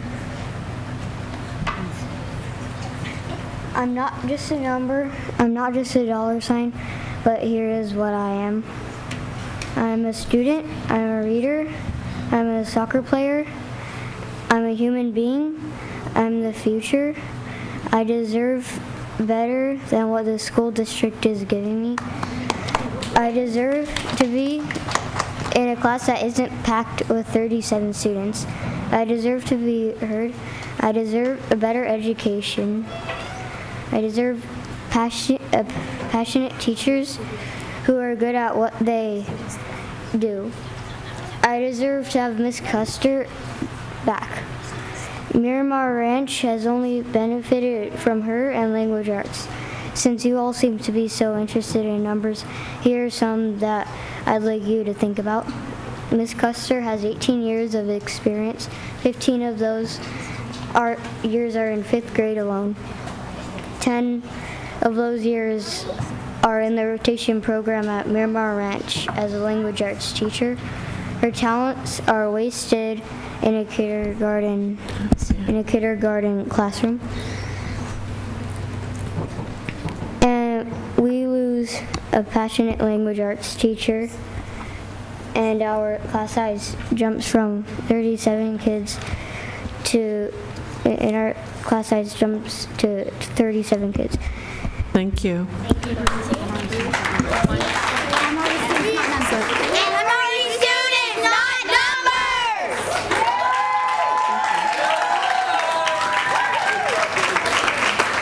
Is that the end of that group? Well, that's going to be a tough group to follow, let me tell you. Superintendent Martin, President Payne, and fellow board members, First of all, I'd like to say thank you for the opportunity to speak to you. I'm a veteran special education teacher. I was also a para for 14 years. So a big round of applause to paras that support not only me, but for our students, okay? Right now, I'm a case manager for 8 students. 8. People go, that's only 8? Oh, you can handle that. At the beginning of the year, they tried to tell me they were going to take one of my paras away. Let me tell you a little bit about my students. First of all, to summarize for time, they're 34 hours out of compliance for time in the general education environment. We can't serve our students without our additional para support. According to, and Mr. Evans, I'd like clarification on this. I'm a little bit confused. According to a recent article in the Tribune, there's over $2 million in settlements. I'm not done, I'm speaking for 3 people. It's paid by the district to parents in issues related to due process. Wouldn't it just be more cost-effective us for hire more paras to help support our students and save money? You'd have more money in your pocket. Moving our paras is not the answer. Hiring more paras and training them is one of the many answers. And a little off topic, but bring back the programs that benefited our students in the Mod Severe program, like the PACE program. It was years ago. Don't ask us to submit more schedules. We've done it. Special education teachers, anybody here? Okay.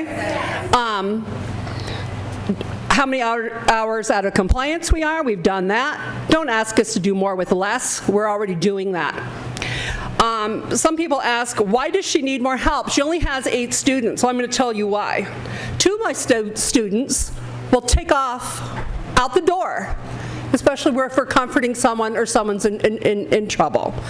I have another student that needs help with her daily living skills. She needs help with feeding, toileting, all the things we take in life for granted. 4 of my students need assistance in the bathroom. 2 need help accessing the playground to keep them safe. They all need help interacting with their peers. Most of my students are nonverbal. Now, in order to keep them safe and avoid a potential lawsuit, I've given up 5 hours already of my lunch to help support them on the playground and at recess. Who do I send the bill to for that 5 hours?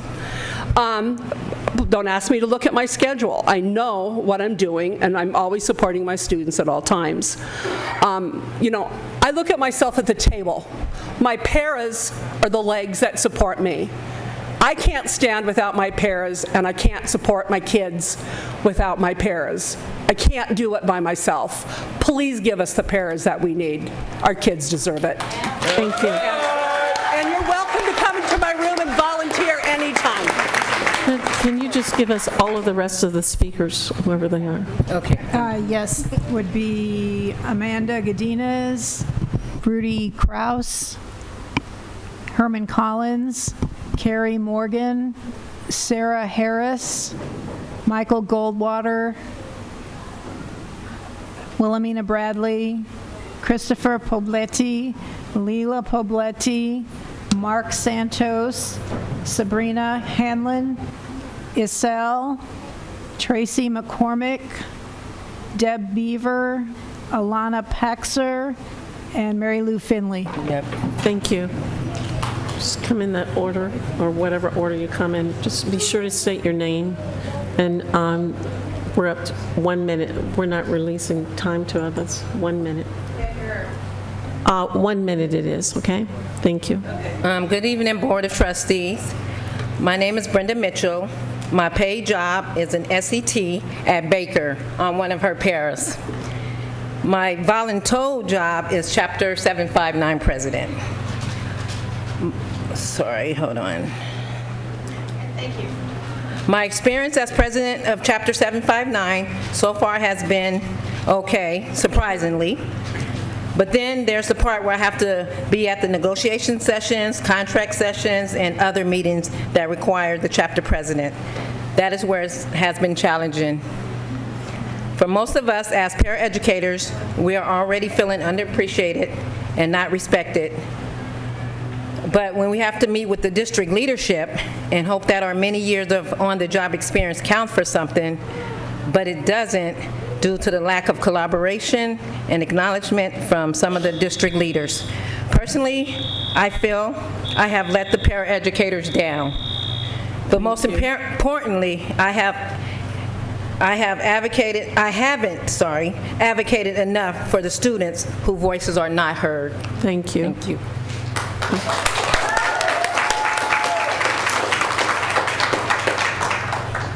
Hello, Carrie Morgan, SCT. Also, as my fellow union person, I'm the third VP for the paraeducators, and my shirt stands for it all. We are essential. I agree with Brenda, what she was saying.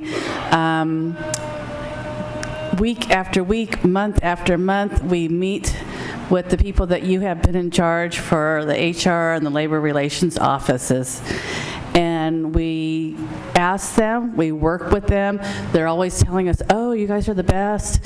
But then they don't do things the right way by not coming forth to us. As we have asked them before, please come and speak to us. We will help you out with what needs to be done or any kind of information. The allocations that they have set out for the staff to ratio for the children, I don't know where they got that from. Maybe when I started 30 years ago in the learning handicap classes, that it was that kind of racial. I think you need to look back at that. Also, talk to your members that work for you to speak with us and work with us. Thank you. Thank you, Carrie. Next speaker. Good afternoon. My name is Sarah Harris. I'm a Mont Sevier teacher at Golden Hill K-8 School, and I speak on behalf of the teachers, the paras, and the parents. Do you have a child with a disability? Do you have a child with special needs? The teachers and paraeducators at Golden Hill K-8 School stand here because every student deserves access to a free and appropriate education. So when you, the district, cut paraeducators from our school because you've decided that students with IEPs are less than a full student, it tears at the heart and core of our profession. We believe that every student should be counted as a full student. Our teachers and paraeducators are willing to teach all students in spite of their differences. Students with IEPs have legal documents, and we must acknowledge those documents. Cutting paraeducators from the classroom lead to students' IEP SA hours not being met. As a result, the district is not providing FAPE. It is a legal bound document that we must adhere to. So, President and fellow board members, we are asking you not to ignore this legal document. Our conscious heart and law would not allow us to do that. We stand for all our students. And I have just one more I want to finish, if you don't mind. Thank you for your time. Therefore, we ask you to immediately restore 2 paraeducators. We have it. You have a copy, yes. Yes, we do. Thank you. Okay, we will start right there. Thank you for your time. Thank you. And thank you for your... Next speaker. Hello again. I'm speaking for 2 moms, 2 minutes, please, and all the other moms here at Golden Hills. Since our 2 paraprofessionals have been eliminated, we have seen neglect of our children at Golden Hill. Not putting the blame on our children or not putting the blame on our staff at Golden Hill, but holding you, San Diego Unified School District, 100% responsible for our children that have come home with urinated clothing, rash on their private parts, emotional distress. Like, this isn't enough. Our children's IEPs have not been met, and that is against the law. You are creating a dangerous and unhealthy environment for these students by not meeting their needs. I'll be open and vulnerable, speaking for Amanda Gondes. Since the paraprofessionals have been eliminated, my nonverbal son has been emotionally distressed and not receiving the proper care and education, and has lashed out and hurt his teachers and paraprofessionals that still remain. We have an incident report in progress. please look for it. We respectfully ask you to reinstate all paras, not just Golden Hills, because Golden Hills will get their paraprofessionals back, because there's parents that care, there's parents that will knock that door down, and we will get them back. But I'm also speaking for the children that are in poverty, marginalized schools, that parents don't show up, that parents don't come and knock at the doors, and their parents will never get back, and those children will be hidden in the big system, not being like met with their IEPs. Those are the children that we're all speaking for, not just Golden Hills. We want all paraprofessional backs, please. Then you can start the process of evaluating every school individually. It's logical sense. Thank you for your time. The parents who were speaking for.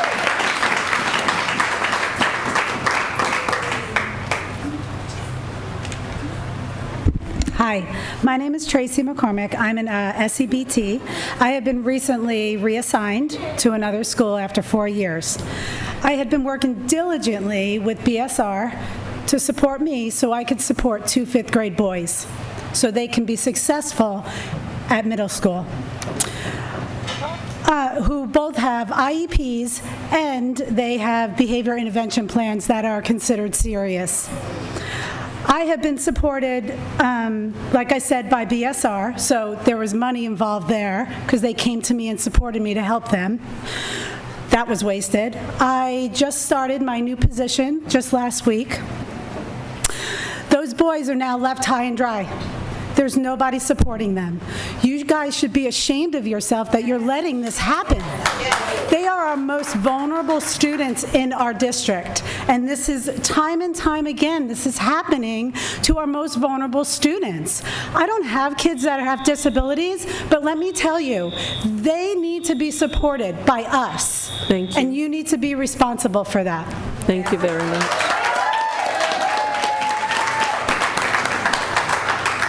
Hello, my name is Isel Martinez, Special Ed Behavior Tech at Erickson Elementary from the Miramar Cluster, as well as First VP of the paraeducators serving the San Diego Unified. Paraeducators are the supports that teachers have to bring equity in the education of our students. You may not visit a school every day, but as paraeducators, that's our life. We give it our all to our students. The stories of these students' growth is in our smiles, our tears, and our battle scars from all the paraeducators that support them. Today we're gathered to inform the public of the injustices that are occurring in our schools. Movements are being made in supports for special education students across the district, something that happens every year. But what's different this year? As chapter leadership, we've been inundated with calls, emails about the manner in which the movement was handled, as well as the concerns about safety at the sites we are leaving.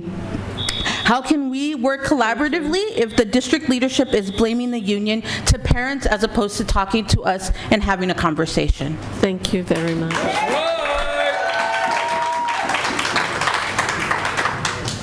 Hi, Deb Beaver, OTBS president, as you know.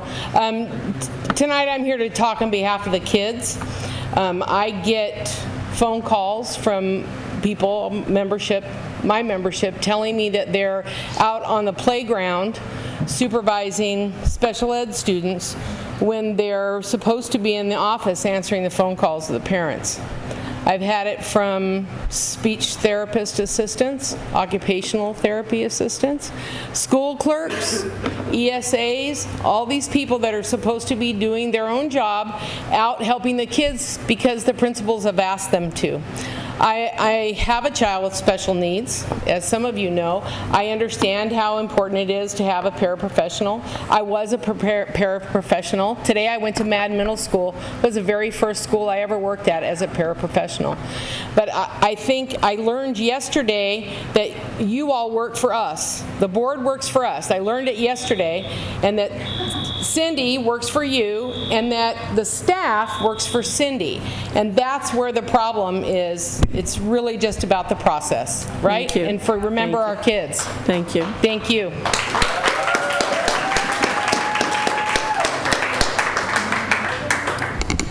Oh, I feel like I walked into a firestorm.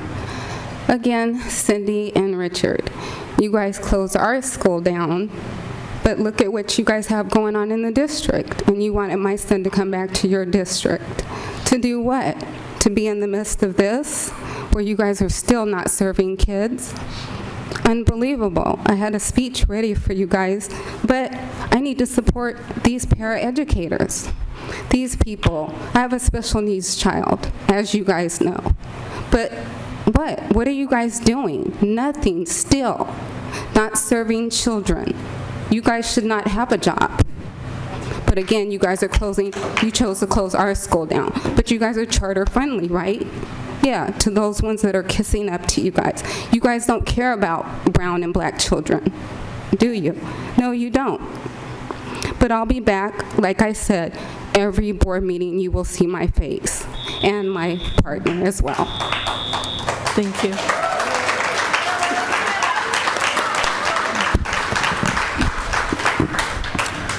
Hi, a couple board meetings ago, I congratulated you for destroying our community.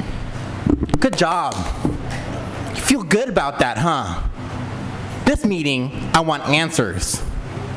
I have a lot of questions. What are you doing to keep our communities alive? What are you doing for our communities? You don't even meet with us. We get 1 minute every 2 weeks. You don't even listen to it. Because your actions don't speak for what, if you were listening to us, you would convey what you're hearing and what you're saying every board meeting, and it would appear in your actions. But it doesn't show that way. The way you vote is different. It's for your best interest. You destroy our communities. You don't care about our kids. It's not right. Who's going to speak up for my kids? Who? Where's the transparency? Who's going to care about parent choice? Thank you. Meet with our communities. Demand.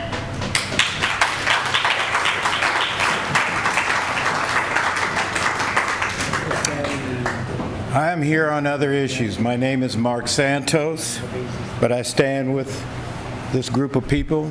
They're extraordinary. I've worked as a junior achievement instructor in a special ed class at Lindbergh-Schweitzer, which is now a charter. And that was the best class I ever served on, because those kids are uniquely special in many more ways than you'll ever know. So I stand with the unsung heroes back here. But I want to bring to your attention something else. CPMA. I have an adoptive daughter. She's been a part of my family for many years. She has a daughter with an IEP. She was struck on the head by a bully on the bus, had her braids pulled, was reported by the mother to transportation. That's one. 2, 3 weeks later, these same disruptive children who were reported were kicked off the bus along with this one. And I'm not stopping. This girl had to stand out with these students. She was kicked off the bus. And nobody in that school answered the phone or opened the door, because my daughter went to get her and rescue her because her mother couldn't. 3, she was denied restroom privileges because the teacher felt that she had been asking to go to the restroom too many times. This is your district, Mr. Evans. She wet herself. 6th grade. How humiliating is that? I was livid. Not as mad now as I was then, because some time has gone by. And then the attitude of the principal to yell and get combative with the mother and the student. They need to learn about some empathy. They need to take some customer service classes, because we're the customers and they're failing our expectations. I'll submit the rest. We'll ask the superintendent to look into this matter and get back to us on this. Thank you. Mike Goldwater. 10 and a half years ago, I approached the board about an incident in which the board, the San Diego Unified, was violating federal law. And guess what? You're violating federal law again. Under the Fair Labor Standards Act, if a person has the term manager in their title, they must have a college degree. Glenn Dagler, who's up front, does not have a college degree. This is the job position description. And it says here, a combination of training, experience, and/or education equivalent to a bachelor's degree in business administration. Guess what? The Fair Labor Standards Act does not say that. I'm demanding that Sharon Whitehurst Payne, for you to direct the superintendent to find out what the hell's going on here. At $122,000 a year, this person who does not have one day of classroom instruction in college is going to be getting this degree? These people over here are concerned about their children. Thank you. This person can deal with their children when it comes to overall 50% of the damn school district. Thank you. Submit it, and we'll have the superintendent to look into that and report back to us on that. Submit the paperwork. Do you have it? Do you have a copy of the paperwork? Please submit it to the board. Okay. Thank you. Well, good evening. I know it's been a long one for you. My name is Herman Collins. I'm here speaking under public comment. Specifically, Dr. Payne, I'm fulfilling a promise I made to you last July that I would participate in the school governance process. I attended the SSC meeting this morning for Porter Elementary. To my chagrin, I was given the bylaws, and I wanted to get familiar, and as I read the bylaws, I guess the first thing that I noticed was that the meetings are scheduled in the bylaws to be held on the third Wednesday of every month, and it was a Tuesday. I was also able then to understand that there had been two other previous meetings that were held at the site, one on a Thursday, the 26th of September, Monday, the 30th of September. Those meetings I've given to you posted on the back showing you that those meetings actually occurred. Secondly, then, I was advised that these meetings were to be posted on the website. They are not posted on the website. They're to be posted in the school bulletin. There is no school bulletin. They are posted inside the office, but when I arrived at the office at 7:45 this morning with the meeting that started at 8 o'clock, office was locked. In fact, the whole darn school was locked up tight as Dick's hat band. I had to get the janitor to let me in. I asked Cindy if you could look into that and report back. I really just think the principal needs some help. If you want community participation, we've all got to play fairly. Thank you for bringing this to our attention. Superintendent, look into this. Next speaker. Yeah, my name is Mary Lou Finley, and I'm back to speak. I'm a 74-year-old retiree, retired 2 years ago after working 15 years for this school district. And I cannot believe that you are breaking the law and not putting our students first. Their safety, their needs should be your first concern, and then you figure out how you're going to meet those needs. That's what you're supposed to be doing as our elected representatives who are supposed to be working for us and for our kids. So please, find a way to meet the needs that are set out in those IEPs by law. Meet them, please. Thank you. Next. Good evening, Sabrina Hanlon. So let's switch this pyramid upside down and put those kids on the top. We are not supporting them the way they need to be supported. Do not look at numbers. Children are not numbers. Children are people. They have different needs. This new philosophy of integrating students into mainstream classrooms with no support is not only disruptive to the child that needs the support, but every other student in the classroom. The teachers are frantic. It's hard sitting by and watching all this, knowing that I counted 41 program manager titles. Don't know how many people are employed under those titles, but I'm thinking we're not going to have any kids to have programs if we keep this up. We need to think of the students first. Flip the pyramid, put the kids at the top, and then work your way down. They need our support in the classroom, not just the special needs, but all of them. Thank you. Thank you. Let's see, Laz. Thank you very much for that. Is this disgusting? Disgusting! Thank you. This completes the non-agenda public testimony for this portion of the meeting. Thank you all for your comments and for taking the time to address the board and superintendent today. Meeting is adjourned.